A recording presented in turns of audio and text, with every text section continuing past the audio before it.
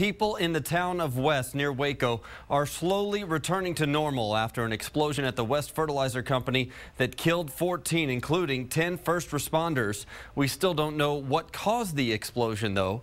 So far, investigators are ruling out natural causes as well as a theory pointing to a nearby rail car as the trigger of the blast. Last night, it was a packed house at a town hall. As West City leaders shed light on the situation, residents tell us they hope the generosity from nearby communities continues. You know, what's going on with the town, how far they've gotten, and I'd like to help out as far as getting the place cleaned up. We have more than enough security patrol from agencies throughout the state to take care of it. Please, please, please do not worry about anything in your home. Well, some neighborhoods are still restricted, so people can't go home just yet, but the restricted area keeps getting smaller as the days pass.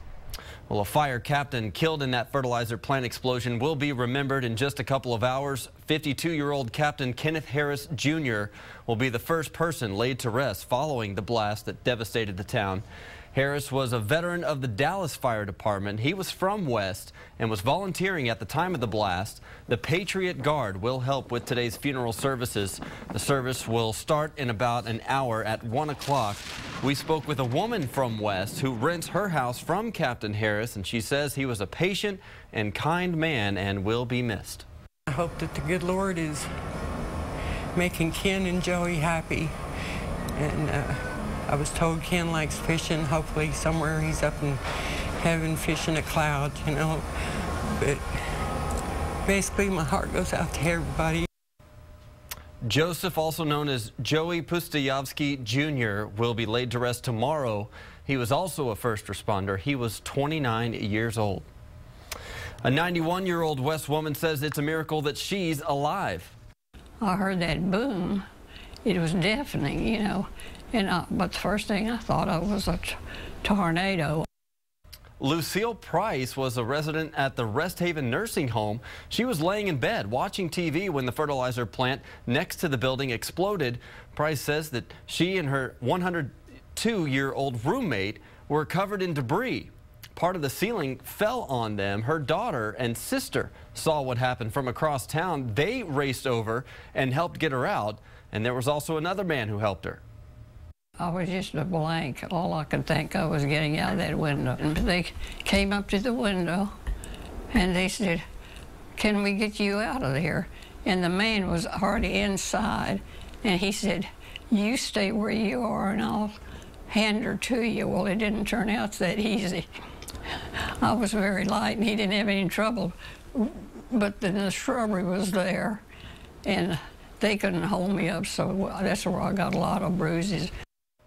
Price only came out with a pair of shoes, her watch, and the clothes on her back. She also owns a home in Zone 3. That's the area people have not been allowed to go back into. She believes her house is a total loss. Price is staying with her family. The West Fertilizer Company is now facing 2 lawsuits. It's been almost a week since that explosion, and the company has yet to acknowledge any responsibility. It is yet to offer any temporary assistance. And from what I can tell, it has yet to reach out and attempt to contact any of the victims of this explosion.